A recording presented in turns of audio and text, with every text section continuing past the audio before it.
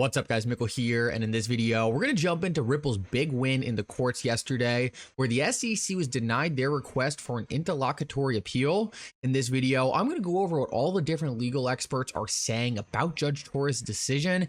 This, in no doubt, was a massive loss for the SEC. Judge Torres threw some serious jabs in her recent motion. In this video, we're going to cover that, as well as what the different lawyers are saying about a settlement now.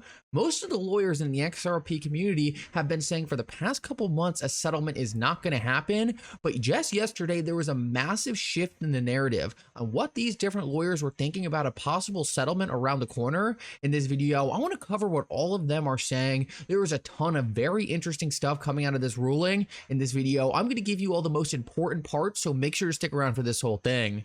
Like always, your support means so much to this channel. If you enjoy these videos, make sure to take a quick second to like this video and subscribe to my channel. It's really going to help me out so much. Also, if you ever need a good place to buy some XRP or the player token, make sure to check out my favorite exchange Uphold down in the description of this video.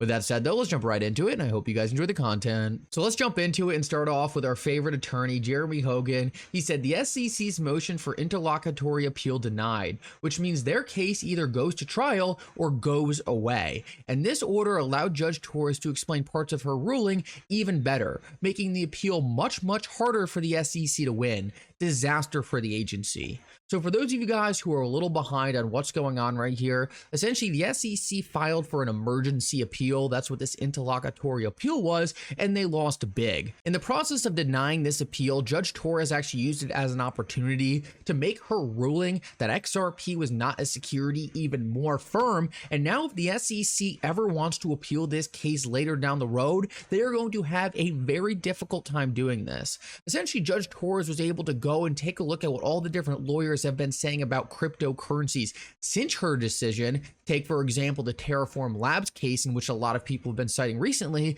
and she was actually able to take information from what the judges said in that case and said, okay, well, maybe Terraform Labs had a security in the Luna token, but this is why XRP is different. So essentially, in the process of Judge Torres saying, hey, SEC, you're not allowed to appeal this, she actually made her decision a lot stronger. And that is exactly what Jeremy Hogan is saying right here. The other thing that I thought was really interesting is just talking about how strong her wording was. Now, before we get into specific examples of this, Jeremy Hogan says right here, I was actually surprised how strongly worded the order was against the SEC. She kept bashing the agency over and over. And this goes to a point that people were making a very long time ago, and I think a lot of people kind of overlooked it or didn't pay a lot of attention to it, and that was that the SEC was getting all these delays. They were getting all these requests for extensions. They were getting all these different opportunities to draw out the case. And a lot of people were getting pissed off by this and saying, why is Judge Torres allowing the SEC to keep extending things? Well, I think we saw the reason for that just yesterday when she absolutely demolished the SEC's request for an appeal. She used all those delays she gave the SEC as reasoning for why they shouldn't be allowed to appeal this case. She gave the SEC everything they needed to prove their point why XRP was a security, and they failed miserably. Every single time the SEC needed more time, they got more time. Every single time the SEC needed an extension, they got an extension. So therefore, when they asked for this appeal, there was nothing to appeal. Judge Torres said, I gave you every single opportunity to prove your case. You failed to do it. I applied the law to Ripple sales and found that most of Ripple's transactions aren't securities, and the idea that XRP itself is security is a complete joke. So I just think that's a really interesting thing to look back on now. A lot of people were really pissed off about all the extensions, all the delays, but I think it really did increase our chances of not having this appeal go through. Judge Torres shut them down, and this should be the final shutdown we see on the SEC, because this is something they are actually not allowed to appeal. So let's keep moving and take a look at some other things. I just want to show you how strongly worded some of this decision was.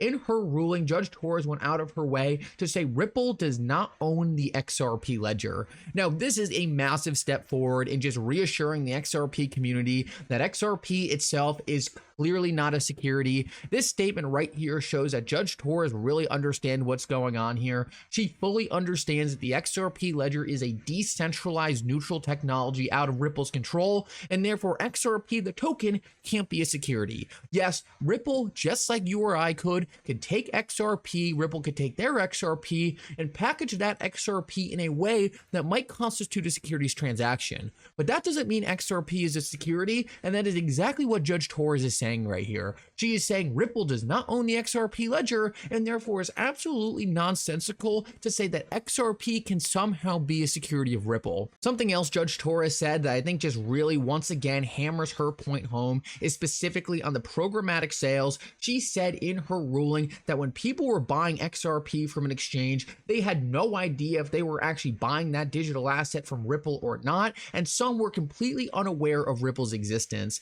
Now, I thought this was really interesting for two reasons. One, it goes directly into what John Deaton fought for in this case. He filed affidavits saying that people literally bought XRP without knowing who Ripple was, and therefore, how could that be an investment in Ripple? How could these people have been relying on Ripple's efforts if they didn't even know Ripple existed when they bought the XRP? Like I said, this is really what Jeremy Hogan was saying when he said Judge Torres' ruling was a lot stronger than many people are giving her credit for. She went out of her way to reconfirm exactly what she said the first time. XRP is not a security, and 99% of the time, even when Ripple is selling their XRP, even that isn't a security.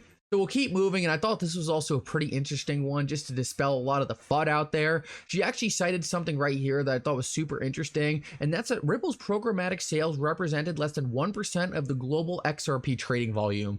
I just thought this was kind of cool because so many people say, oh, Ripple's dumping on retail, Ripple's dumping on retail. Well, Judge Torres is telling you right here that the amount of XRP Ripple is selling is completely insignificant to total volume, once again proving XRP is so much more decentralized than many people give it credit for. Judge Torres went out of her way to make it clear to the SEC, you have completely misrepresented Ripple's ownership of this network. XRP is a decentralized technology, and you trying to represent it as Ripple owning this network, as XRP not having utility, all of this was completely false, and that's what she cleared up in this ruling.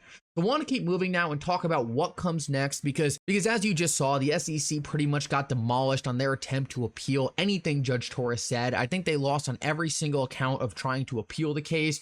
So I want to get into what comes next, and the most significant thing that for sure comes next is a trial. Now, this is no longer a trial of Ripple the company. This is a trial for Brad and Chris. What did Brad and Chris know when they were selling their XRP? Did Brad and Chris know selling their XRP could have been a securities transaction?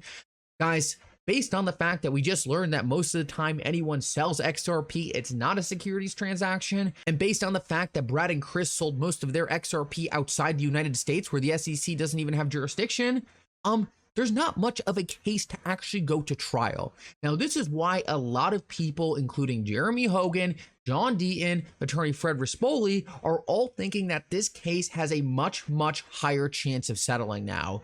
The main reason for that is essentially there's nothing left for the SEC to really push forward here. Yes, they can take Brad and Chris to trial. They're not going to get anything out of this.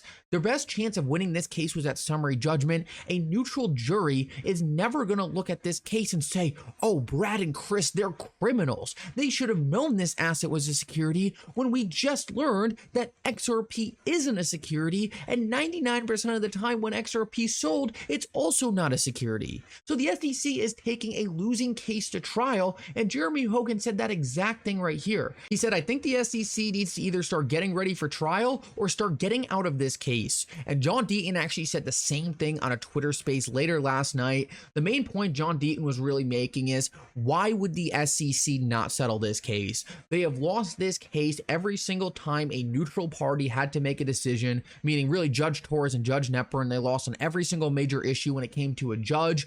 They are not going to do any better at trial. In fact, they'll probably do worse. So why not just take the win when you can get it? What the SEC should do here, and I'm not even going to try to make a prediction because the SEC has made the most nonsensical decision throughout the entire case, But what the SEC should do here is take Brad and Chris into a room and say, okay, pay us $200 million. We'll say XRP isn't a security, and this case is going to be over. Now, a lot of people are going to listen to me say that and say, why would they do that? Ripple's already won on every single front. Take them the distance, beat them at trial, make the SEC go away forever. Well, guys, unfortunately, as much as I wish that's how it works, it's really not. Essentially, if this case goes to trial, right, and whatever it finishes up, Ripple wins on all facets like we all know they will, the SEC could then appeal the entire case over again. Now, whether or not they're successful in that, that is still a massive headache none of us want to deal with. No one wants to see this case get appealed again. We just want it to be over with. And the only way to end it now is via a settlement. So I really do think there is an incentive for both sides to come together and settle this case. The SEC could paint this as a win.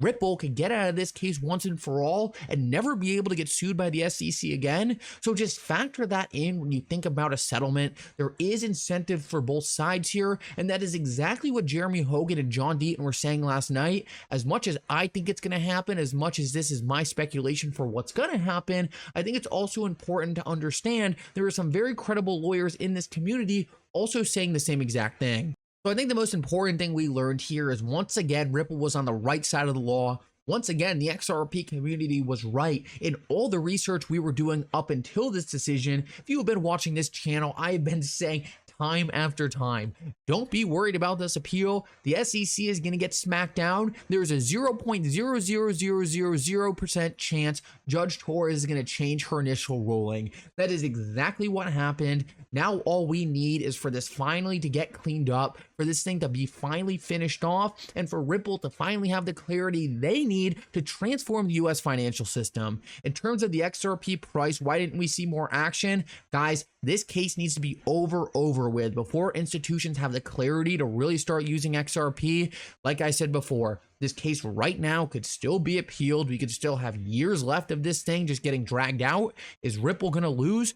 No chance. There is no way Ripple ever loses this case. There is no way XRP ever becomes a security, but the biggest institutions in the world need this case over with. They need it cleaned up. So that's what we're waiting for. We're waiting for this thing to be absolutely thrown in the fire pit, shredded out of existence, and for the SEC to get off Ripple's back and the XRP community's back forever. That happens with the settlement, or it happens in 2024, 2025 when the trial's over. Let's cross our fingers. That's not the option we get. I want this thing settled and done. Anyway, guys, thank you so much for coming. I hope you enjoyed this update. If you did, make sure to like and subscribe. It really does mean so much. And for now, Mickle out.